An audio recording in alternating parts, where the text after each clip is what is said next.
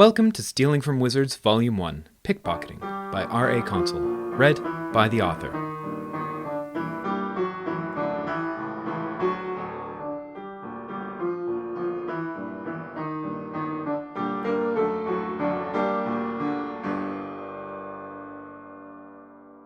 Chapter 6, Lost and Found. The next couple of days were torture. Kuro wasn't allowed to leave his cell at all. They had given him a fine collection of furniture, but no number of paisley armchairs or plush carpets would make Dubois' office anything but a prison cell. Kuro wasn't used to being trapped inside. He had grown accustomed to having the freedom of the whole of Detritus Lane, and with it, the length and breadth of the Fey Realm, and much of the Blandlands besides. Hounds kept popping in and out to check up on him as well, and it was getting tiresome. For one, none seemed to agree which wall the door should be in, so Kuro was always on edge for someone appearing unexpectedly behind him. Also, every member of the Hounds must have independently gotten the same instruction. "Are you doing all right? Can I get you anything?" each of them said. "I'm fine, thanks," Kuro always replied. He struggled every time not to say something foolish.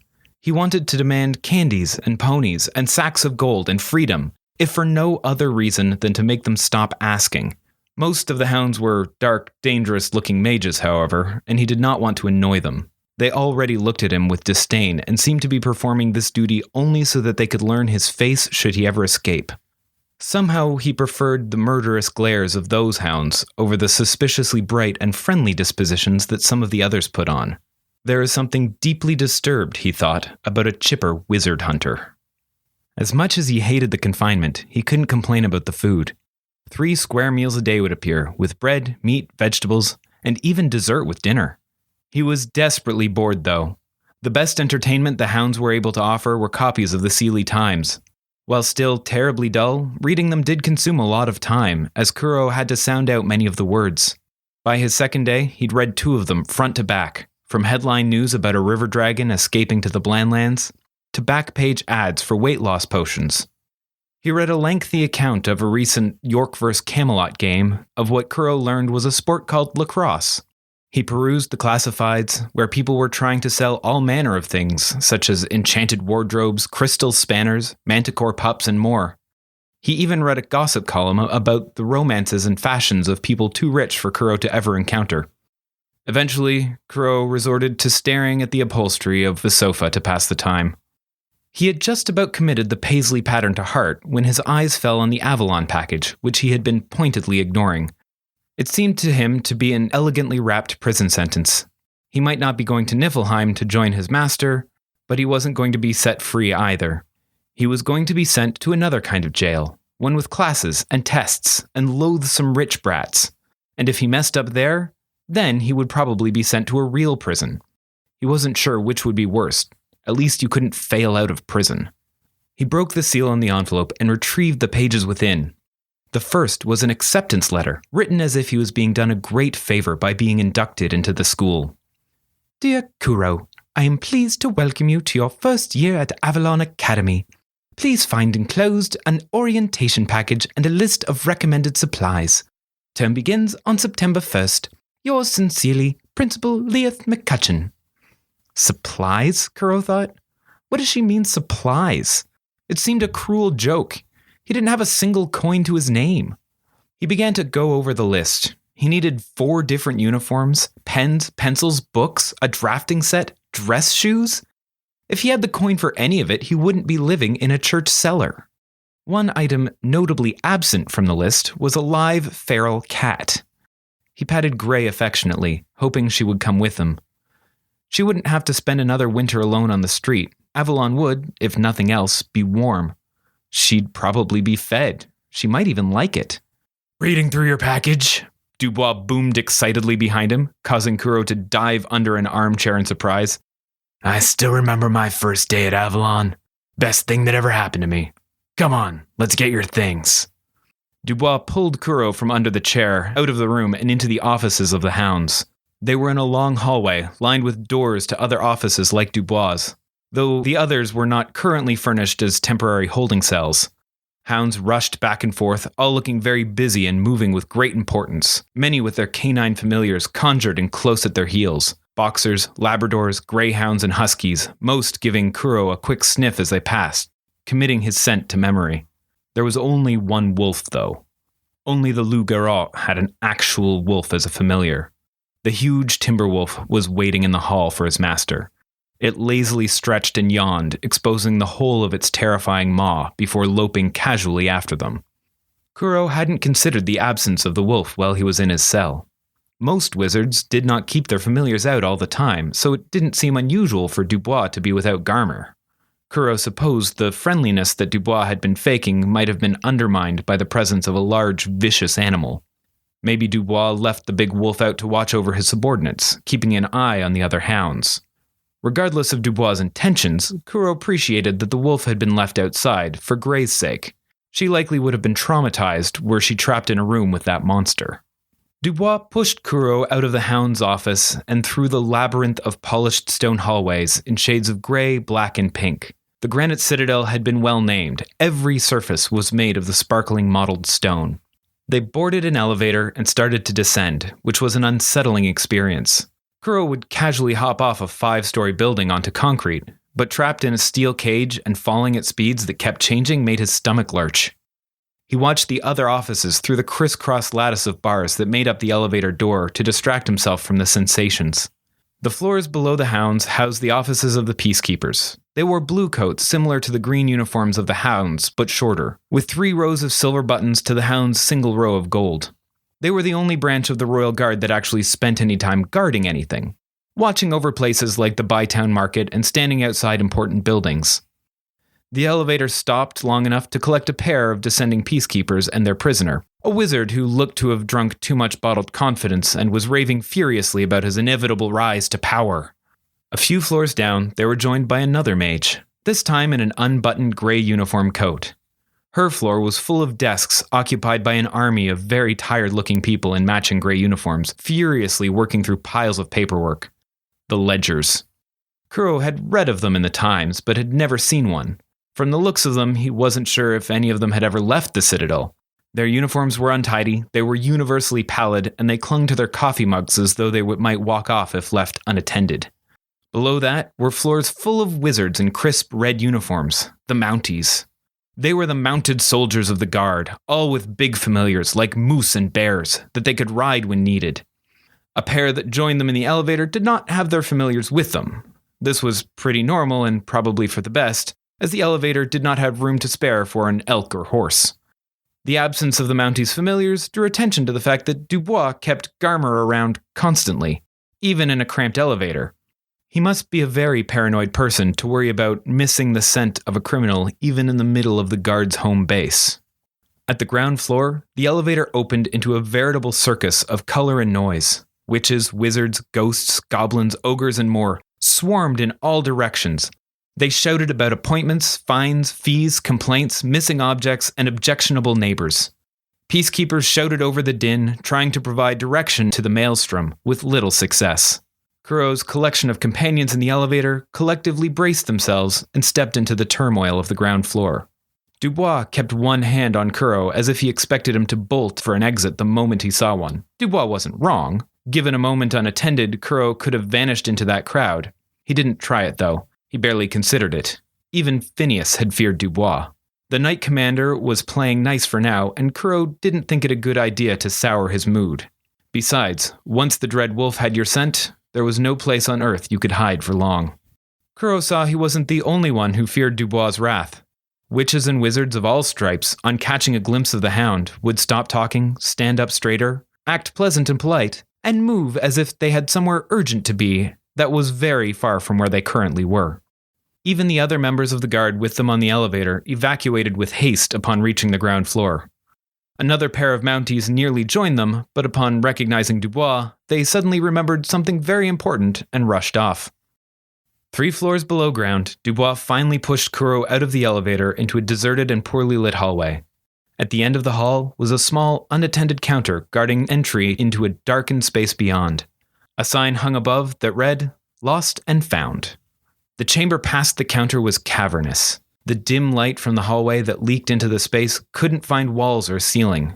From the darkness came a musty aroma of neglect and echoes of fluttering bats, creaking wood, and dripping water. Dubois peered into the dark space, trying to find someone to talk to. Seeing nobody, he rang a small bell that was sitting on the counter. The soft ping it made bounced around and returned, haunting and distorted. A feminine voice drifted back to them. "Coming." It echoed around so much that the direction it had come from was impossible to discern, and it sounded like half a dozen other people answered the same. Several minutes passed before they began to hear clear footsteps approaching at a run, though it was unclear if a small army was coming or merely echoes. Finally, the woman appeared at the counter, breathing hard and covered in dirt. She wore heavy boots, thick coveralls, and workman's gloves. On her head, she had a hard brass helmet with a bright light shining from the front of it, and a pair of goggles that were so greasy she probably couldn't see through them. Around her neck hung several compasses, and each of her pockets was jammed with maps and notebooks. Her age and features were impossible to discern under the layer of dusty filth that coated her. "Sorry about that," she said brightly. "I was just climbing through shoe stacks trying to find a match for this." She held up a woman's riding boot. "I'm sure it's in there, somewhere. I remember seeing it come in. What can I do for—" She had pulled off her goggles to clean them when she spoke, and she cut off when she saw Dubois and froze. Dubois waited impatiently for her to thaw, and eventually she began to sputter. "Tailin Dubois. I mean, Mr. Dubois. I mean, Sir Dubois. Mr. Commander, sir. What can I do for you?" "Hello, Miss Wong," Dubois replied, drawing another panicked outburst from the woman behind the counter. "He knows my name," she muttered to herself. "That's probably not good. What have I done? What did I do? I don't remember doing anything. Did someone erase my memory? Did I erase my memory? I don't remember drinking any potions, but then I wouldn't, would I?" "Emily, please," Dubois interrupted, but knowing her first name did not help the situation, nor did demanding that she calm down. Eventually, he just gave up and explained himself over her babbling.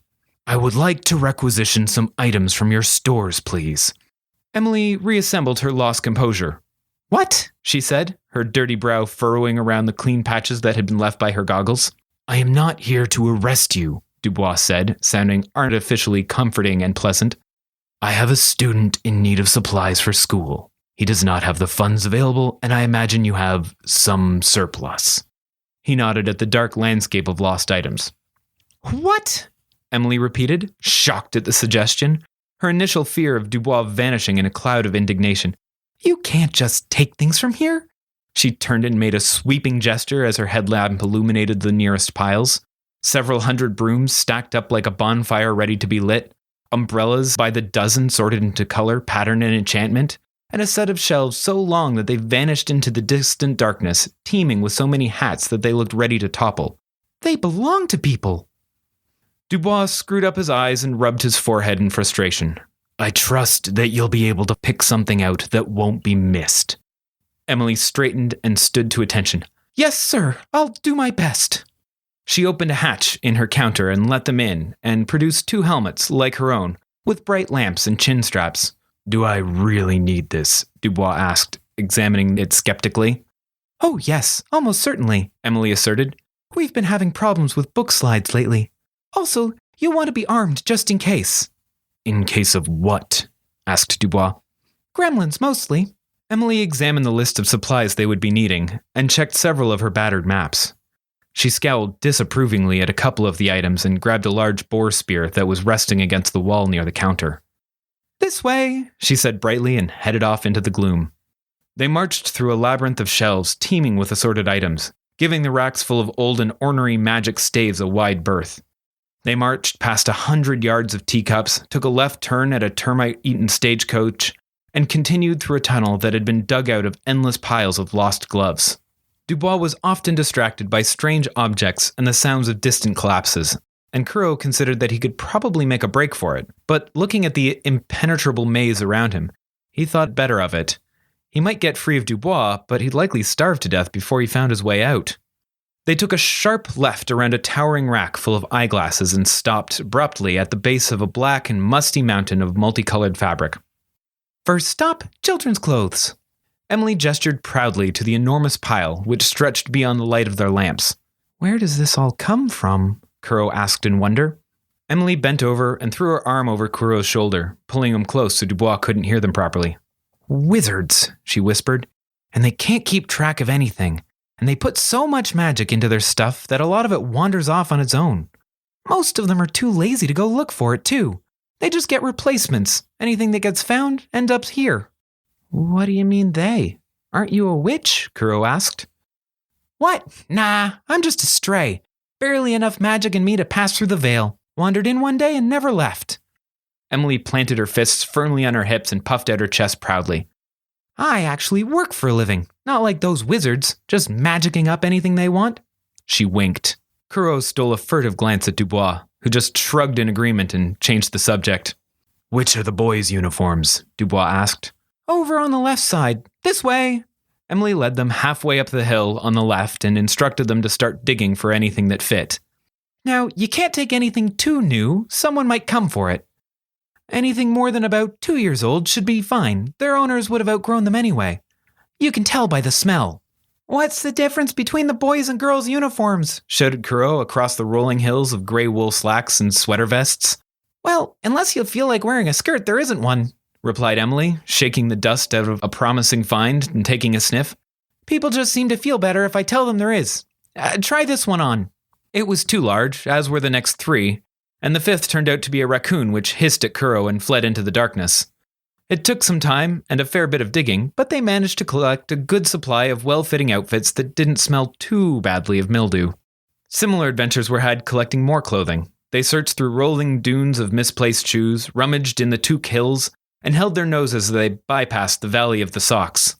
They had to take a large detour around a landslide of pocket watches to get to the pen piles. After 10 minutes of failing to find a completely blank notebook to use, Talon found a few nearly empty ones and tore the used pages out, which elicited a cry of horror from Emily. Kuro and Emily sorted through bags and backpacks while they waited for Dubois to fight off a small contingent of curious gremlins. A canvas satchel crumbled as Kuro tried to pick it up. Why don't you just get rid of some of this stuff? He asked as he tried to dust the remains off himself. What? Throw it away? Emily was aghast. Or give it to people, sell it, anything really. The place was a disaster, a weird and wonderful disaster, but a disaster nonetheless. It made the piles of junk that accumulated in Detritus Lane seem like anthills. Emily sighed and gazed warmly over her strange domain. There's rules, old rules. Magic that soaked right into the bedrock. Someone made this place when the Citadel was new. They enchanted it to always be big enough to hold whatever was lost and found again, and promised to keep whatever came in till it was claimed. I don't think they had any idea what they were doing. Typical wizards. Kuro snorted as he tried to stifle a laugh. He'd never heard anyone so brazenly mock wizards. He giggled inwardly as he returned to searching the pile of bags for something suitable. A satchel caught his eye, a fine leather book bag, old, worn, and kind of small. It was simple, just a single square pouch with a flap. But what pulled Kuro to it was a large brass buckle, brown with age, embossed with a large letter K. The satchel almost seemed made for him. He admired the bag for a moment and then looked inside. It was enormous. The light of his headlamp caught the edges of shelves and drawers. The bag had an entire room inside. Kuro shut the satchel at the sound of footsteps approaching and clutched it to his chest. Dubois rounded the pile, filthy and complaining to Garmer. They looked exhausted from fending off the assault by the band of curious and hungry gremlins. Why, he asked as he caught his breath, are there monsters living unchecked inside the Granite Citadel? That is a very good question, Emily replied. She looked at Talon with wide eyes through her large goggles. Do you think you could get someone to do something about it? I've been sending requests for ages. Not my department, the Hound muttered defensively. You would be absolutely shocked at how often I hear that, Emily said, defeated. The Peacekeepers told me that Citadel security is a military matter and to talk to the Mounties. The Mounties said it was a problem for monster hunters and I should talk to the Hounds. The Hounds sent me to the Ledgers, who assure me that my complaint has been properly filed. Meanwhile, there's a small legion of goblins building a fortress out of books and arming themselves with misplaced cutlery. She looked to the Hound with desperation in her eyes. I'll see what I can do. Emily pumped her fist in the air victoriously. Kuro was really starting to like Ms. Wong. Dubois scowled. Found a bag yet? Kuro nodded slightly and indicated the satchel. That won't do, scoffed Dubois, prying the bag from Kuro's hands. It wouldn't hold even one of your books. You need something much... He cut off mid-sentence. Having opened the flap, he looked inside with a mix of wonder and wariness. Well, I see why you liked it now. You're lucky you didn't fall in or get your arm bit off by something nasty. These things are often trapped or haunted or both. Nope, sorry. Here, use this. Dubois tossed Kuro a dusty red canvas backpack. It was too large for him and hung down to his thighs. You'll grow into it, Dubois said. If that's everything, Emily interrupted loudly, I'd like to get out of here before the chimera finds us. What's a chimera? Kuro asked fearfully, scanning the blackness around them for signs of the beast. Oh, nasty thing, replied Emily, gripping her spear tightly. 3 heads, big claws, breathes fire, bad temper. Lucky it's so damp in here or the whole place would have burned down by now. She checked 2 maps and 3 compasses and started to lead them for the exit of the cavern. The trip back to the counter took nearly an hour. By the time they emerged, sweaty and filthy, the citadel had grown quiet. It was well past quitting time, which Ms. Wong was happy to remind Dubois. Dubois promised to send someone to look into the monster problem as an attempt at an apology. Then he dragged Kuro and all his new belongings back through the now empty and silent halls of the citadel. Kuro was placed back in his makeshift cell along with a late dinner. His possessions, Dubois said, were to be laundered in preparation for the next day. You've a ferry to catch, so get a good night's sleep. I need to go home and get scowled at by my wife for being late again. Kuro sat and ate, being pointedly ignored by Gray, who was upset for having been abandoned. He had trouble sleeping that night, but not for the normal reasons. His regular nightmares were replaced by the imagined terrors that awaited him at school. Having never been to school, his mind was free to fabricate horrific scenarios of punishment at the hands of the teachers and torture by the other students. Kuro found that he preferred his normal nightmares. When they woke him, he knew that they were in the past. These new horrors were things that awaited him when morning came, and so he resisted waking from them for fear of finding them to be true. Thank you for listening to Stealing from Wizards. If you liked our show, please consider rating or reviewing on iTunes. If you want to support this podcast or just can't wait for the next chapter, the full book is available on Amazon, Kobo, and Indigo. Our theme music was written by Camille Saint-Saëns, transcribed by Franz Liszt, performed by Rebecca Verdun, and used with permission. This episode was produced by Jim Tigwell.